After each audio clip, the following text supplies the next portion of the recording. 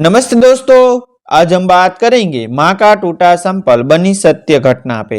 अहमदाबाद के बाहरी इलाके में जहां शहर की चमक धीरे धीरे धूल भरी सड़कों में बदल जाती है, वही एक छोटे से कच्चे मकान में रमा नाम की एक मां अपने दो बच्चों सोनू और पीहू के साथ रहती थी। रमा के पति का कुछ साल पहले बीमारी से देहांत हो गया था और तब से घर चलाने की सारी जिम्मेदारी उसके कंधों पर आ गई थी। सुबह के 4 बजे उठकर वह पास की सोसाइटी में झाड़ू पोछा करने जाती, फिर लोगों के कपड़े धोती, दोपहर में एक छोटे भोजनालय में बर्तन साफ करती और रात को थक कर लौटती। लेकिन शहर पर शिकन कम और बच्चों के लिए मुस्कान ज्यादा रहती। रमा के पास जिंदगी की सबसे बड़ी पूंजी थी उसका संघर्ष, उसकी ममता और उसकी उम्मीद। घर की हालत इतनी साधारण थी कि बरसात में छत से पानी टपकता, गर्मी में पंखा शोर करता और सर्दी में दीवारें ठंडी सांस लेती। लेकिन बच्चों को कभी यह महसूस नहीं होने देती कि वे किसी कमी में जी रहे हैं। वह चाहती थी कि उसके बच्चे पढ़ लिख कर बड़े इंसान बने। उसे हमेशा यही डर रहता कि कहीं गरीबी उनके सपनों की उड़ान न काट दे। सोनू सरकारी स्कूल में 7वीं कक्षा में पढ़ता था। पढ़ाई में तेज लेकिन कपड़ों में साधारण। स्कूल बेना पुराना लेकिन किताबें सहेज कर रखता। पीहू 4वीं कक्षा में थी। मासूम आंखों में दुनिया से ज्यादा माँ के लिए चिंता रहती। हर दिन जब माँ काम पर जाती, दोनों बच्चों उसे दरवाजे तक छोड़ने जाते। रमा के पैरों में हमेशा एक पुराना संपल रहता था, वही संपल जो उसने पति के जाने के बाद खरीदा था। वक्त के थप्पड़ों ने उसे इतना घिस दिया था कि उसका एक हिस्सा पूरी तरह टूट चुका था। पट्टा अलग हो गया था और चलते चलते संपल बार बार फिसल जाता, लेकिन वह उसे फिसलती नहीं थी। जोर झाड़ कर पहन लेती, क्योंकि उसके हिसाब से संपल टूटे तो टूटे, लेकिन पैसा बचे तो बच्चों के काम आए। वह हमेशा वही टूटा संपल पहनकर काम पर जाती।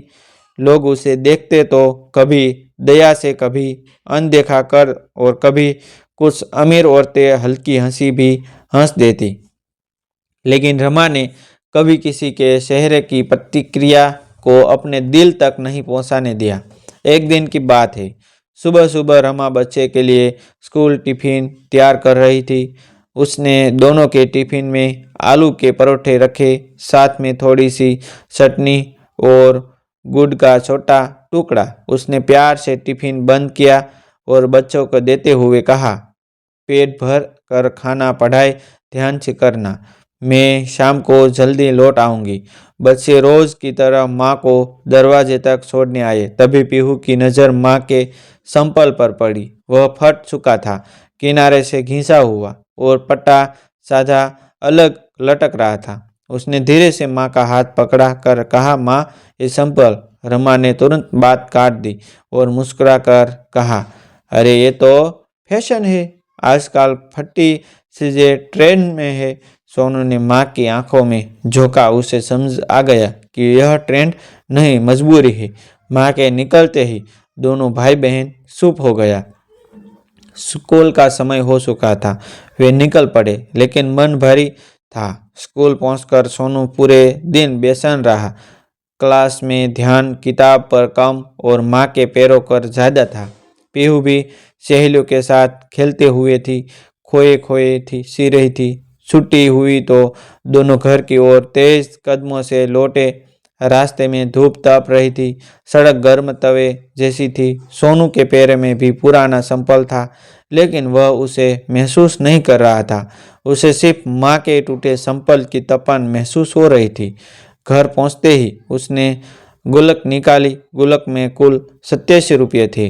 यह पैसा बच्चों को कभी कभी मिलने वाले छोटे कण इनाम, त्योहार की बख्शिश और माँ द्वारा बच्चा बच्चा कर दिए गए 2-5 रुपये से जमा हुआ था। सोनू ने पैसे गिने और कहा, इतने में संपल नहीं आएगा। पीहू ने अपनी छोटी पोटली निकाली, उसमें 13 रुपये और थे। दोनों ने मिलाकर 100 रुपये पूरे किए, लेकिन बाजार में अच्छे संपल की कीमत इससे कहीं ज्यादा थी। फिर भी उन्होंने ठान लिया कि आज माँ के लिए संपल खरीदेंगे। दोनों शाम को माँ के आने से पहले बाजार निकल पड़े। कालूपुर के फुटपाथ वाले बाजार में सस्ते सामान बिकते थे। वहाँ एक बुढ़ा बोसी भी बैठता था जो टूटे जूते संपल सुधारता था। बच्चे पहले दुकान पर गए। एक दुकानदार ने 120 रुपये वाला संपल दिखाया, लेकिन क्वालिटी खराब थी, पट्टा कमजोर था। पीहू ने कहा, यह जल्दी टूट जाएगा। वे आगे बढ़े, तभी मौसी काका ने उन्हें पुकारा, क्या ढूंढ रहे हो बच्चे? सोनू ने कहा, माँ के लिए मजबूत संपल, लेकिन पैसे कम है। मौसी ने पास रखे एक पुराने लेकिन अच्छी कंपनी के संपल निकाले। वे थोड़े धूल लगे थे, लेकिन मजबूत थे। उसने कहा, ये 95 रुपये में ले जाओ, बाकी 5 रुपये बच्चा लेना। बच्चों ने संपल लिया। आंखों में उम्मीद चमक गई और घर की ओर दौड़ पड़े। शाम को जब रमा काम से लौटी, पैर थके हुए थे। वो टूटा संपल चलते चलते अब पूरी तरह खुल चुका था। उसने उसे हाथ में पकड़ा हुआ था और नंगे पैर सड़क पर चल कर आई थी। पैर के तलवे लाल हो गए थे, धूल लगी थी, लेकिन चेहरे पर वही रोज की मुस्कान थी। बच्चे दरवाजे पर खड़े थे। सोनू के हाथ में नया संपल था। उसने आगे बढ़कर कहा, माँ, आपके लिए। रमा ने शौक कर देखा, यह पैसे कहाँ से लाए? पीहू ने धीरे से कहा, गुल्लक से। रमा की आंखें भर आई। उसने बच्चों को सीने से लगा लिया। तुम्हें ये पैसा अपने लिए रखना था, कॉपी पेन के लिए? सोनू ने कहा, कॉपी लिखे बिना चल जाएगी माँ, लेकिन आप बिना संपल कैसे चलेंगे? ये वाक्य जैसे उसके दिल में हथौड़ों की तरह लगा। आसपास की औरतें जो आज आ जा रही थी, वे भी यह दृश्य देख रहे रुक गई। एक अमीर महिला जिसका नाम मीरा था, वह यह सब दूर से देख रही थी। उसने देखा कि रमा के पैर में साले पड़ गए हैं। उसने अपने महंगे सैंडल की तरफ देखा और फिर रमा के लाल पैरों की तरफ। उसे कुछ सुबह उसने आगे आकर कहा, रमा, क्या मैं तुम्हारे बच्चों के बात कर सकती हूँ? रमा ने सिर हिलाया। मीरा नीचे बैठ गई। बच्चों के पूछा, तुमने यह संपल क्यों खरीदा? सोनू ने वही जवाब दिया, क्योंकि माँ रोज हमारे लिए जीती है, आज हम माँ के लिए जीना चाहते हैं। मीरा की आंखों भी नम हो गई। उसने अपने पर्स से 500 रुपये निकाले और कहा, ये रखो, लेकिन दान नहीं, सम्मान है। रमा ने तुरंत हाथ जोड़ दिए। नहीं नहीं, मैं एहसान नहीं ले सकती। मीरा ने कहा, एहसान नहीं, इंसानियत का हिसाब है। जो तुमने अपने बच्चों को सिखाया है, उसका इनाम है। उसने आगे कहा, और एक बात याद रखना, गरीबी हालत से होती है, लेकिन अमीरी दिल से होती है, और तुम दिल से बहुत अमीर हो रमा। यह सुनकर रमा की चुप्पी टूट गई, लेकिन आत्मसम्मान नहीं। उसने कहा, ठीक है, ये पैसे बच्चों की पढ़ाई में लगाऊंगी। मीरा ने कहा, और तुम्हारे लिए भी कुछ करूंगी। उसने उसी सोसाइटी के अध्यक्ष से बात की। रमा को सोसाइटी में एक स्थायी काम दिलवाया, जहां उसकी इज्जत भी हो और आमदनी भी। ठीक ठीक उस दिन के बाद रमा ने कभी अपने टूटे संपल को नहीं पहना, लेकिन उसे संभाल कर रख लिया, क्योंकि वह टूटा संपल उसकी जिंदगी का सबसे बड़ा गुरु था, जिसने बच्चों को संवेदना, समाज को शर्म और एक अमीर महिला को दिल की अमीरी का पाठ पढ़ा दिया था। यह कहानी धीरे धीरे पूरे इलाके में फैल गई। लोग जब भी रमा को देखते तो उसके पैरों की तरफ नहीं, उसके संघर्ष की तरफ देखते। फुटपाथ पर सामान बेचने वाले मजदूर, रिक्शा वाले, स्कूल के टीचर, सोसाइटी की महिलाएं, सबके दिल में ये बात बस गई थी कि छोटी चीजें में भी बड़ी कहानियां छुपी होती है।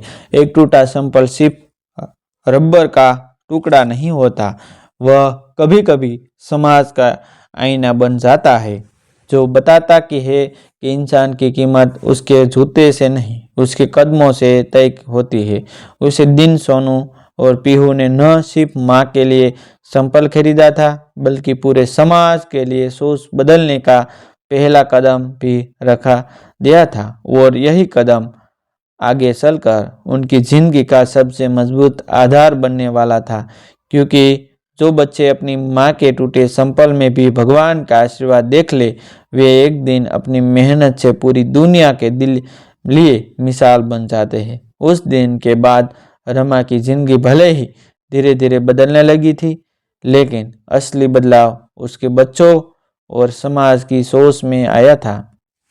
मीरा ने जो स्थायी काम दिलवाया था, उससे अब घर में थोड़ी राहत थी। सोनू और पीहू रोज माँ को जाते समय उसके पैरों में वही मजबूत संपल देखते जो उन्होंने खरीदा था, और यही देखकर उन्हें गर्व महसूस होता कि उनके छोटे से कदम ने माँ के दर्द को कम किया। लेकिन अभी भी संघर्ष खत्म नहीं हुआ था। रमा अब भी सादगी से रहती और हर रुपये का हिसाब बच्चों के भविष्य से जोड़कर करती। वही सोसाइटी की कुछ महिलाएं जो पहले रमा को अनदेखा करती थी, अब उससे सम्मान से बात करने लगी। वे कहती, रमा, तुम्हारी मेहनत से हमें भी सीख मिली। स्कूल में भी एक दिन सोनू के टीचर ने क्लास में इंसानियत का पाठ पढ़ाते हुए उसी घटना का जिक्र किया। बिना नाम लिए बोले, एक बच्चे ने गुल्लक तोड़कर माँ के लिए संपल खरीदा, यही संस्कार असली शिक्षा है। यह सुनकर सोनू की आंखें चमक उठी। पीहू ने भी अपनी सहेलियों को समझाया कि किसी की गरीबी का मजाक उड़ाना आसान है, लेकिन उसका सम्मान करना उससे भी आसान होना चाहिए। धीरे धीरे ये बात पूरे इलाके में फैल गई कि रमा के टूटे संपल ने कितने दिल जोड़ दिए। लोग जब अब मदद को दिया नहीं बल्कि सम्मान मानने के लगे। रमा ने भी उसे पुराने टूटे संपल को एक छोटी लड़की की कील पर टांग दिया था। रोज सुबह उसे छूकर कहती, तू टूटा था इसलिए हम जुड़े। और यही वह सीख थी जिसने साबित कर दिया कि इंसान की असली अमीरी उसके पैरों के जूतों में नहीं बल्कि उसके दिल की मजबूती में होती है। कहानी भले छोटी थी, लेकिन असर इतना बड़ा कि जिसने सुना उसने अपने अंदर एक बदलाव जरूर महसूस किया। थैंक यू दोस्तों, मिलते हैं एक न्यू वीडियो के साथ, एक न्यू स्टोरी के साथ। तब तक बनिए रहिए हमारी चैनल के साथ।